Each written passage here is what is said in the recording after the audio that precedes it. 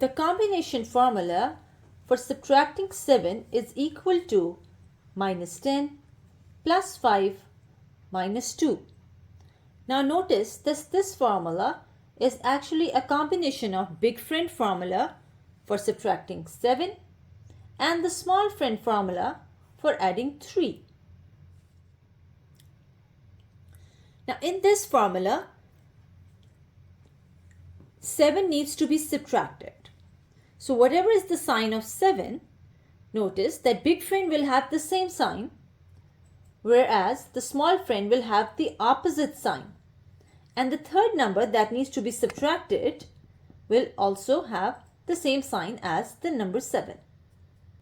To remember what the third number is, let's use the same trick with your hand. Open one hand and see how many more fingers you need to make it 7. So the third number that needs to be subtracted is 2.